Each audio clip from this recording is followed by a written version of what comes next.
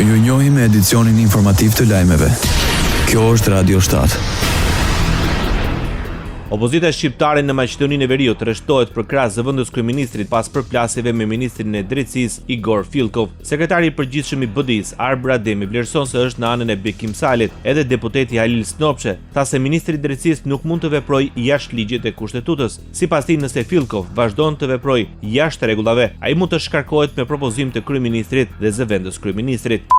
Filkovi është ministri i drejtësisë. Filkovi ka shef për para të. Kryeministri është shefi i qeverisë. Nëse kryeministri thotë ligji është i qartë, atëherë është i qartë, nuk ka çfarë të bëjmë diskutim tjetër. Edhe nëse Filkovi e ka atë luksin të vepron jashtë ligjit, jashtë kushtetutës, edhe jashtë asaj që thotë kryeministri, atëherë ai që ka më i fuqishëm se kryeministri, s'ka logjik.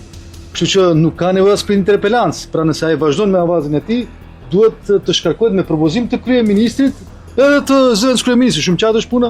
Krasti, kryetari i Aleancës për Shqiptarët Arben Taravari përmes një statusi në rrjetet sociale, vlerësoi se është interesante se si provimet shtetërore në degët e mjekësisë dhe stomatologjisë lejojnë të jepen në gjuhën shqipe në Maqedoninë e Veriut, dhe pikërisht ai jurisprudencës që flet për drejtësi nuk i jep pikërisht të drejtën e merituar studentëve shqiptar të shprehen në gjuhën e tyre anëtare. Zëvendës kryeministri ka të drejtë moralisht dhe ligjërisht, shkruan Arben Taravari. Kosova përfshihet në listën e vendeve të sigurta të Bashkimit Evropian sipas rregullave të reja për azil. Parlamenti miratoi ndryshimet në rregullat e procedurës së azilit të BE-s që synojnë për shpejtimin e përpunimit të kërkesave për azil. Eurodeputetët mbështeten krijimin e një liste në të gjithë vendet e Bashkimit Evropian të vendeve të sigurta të origjinës dhe votuan gjithashtu në favor të një marrëveshje mbi një rregullore që synon zbatimin e konceptit të vendit të tretë të sigurt. Sipas Parlamentit Evropian, lista e re e vendeve të sigurta të origjinës në nivelin e BE-s do të lejojë përpunimin e përshpejtuar të kërkesave për azil nga shtetasit e Bangladeshit, Kolumbisë, Egjiptit, Kosovës, Indisë, Marokut dhe Tunizisë. Radio 7, zëri pozitiv i qytetit.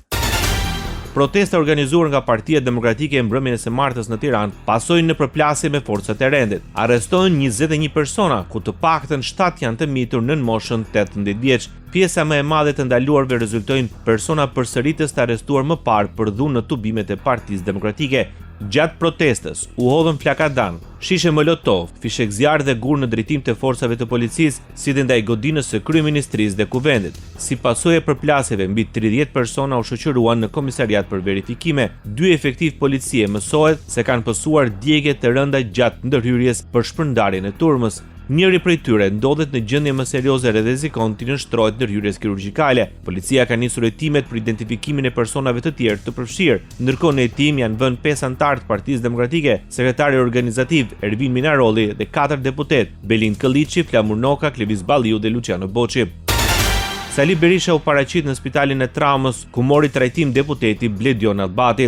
Ky i fundit përfundoi në spital pas përplasjeve me efektivët gjatë protestës së dhunshme të Partisë Demokratike para kryeministrisë dhe parlamentit, ndërsa hyn brenda spitalit të shoqëruar nga Gazmend Bardhi, Elda Hoti, Berisha mohoi se kishte efektiv të lënduar.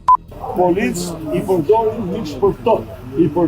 miq për top, Edi Rama dhe Lubi Balluku për të mbrojtur plaçkën e tyre, për posan atë fjalë që u shkau goja e parë, për të mbrojtur plaçkën e tyre, ata janë gati të sakrifikojnë policë dhe kryetare. Janë gati të futin flakën e Shqipërisë. Dhe ky është bërë qëllim e kriminale të balë përgjegjës. Ata dhe të futin.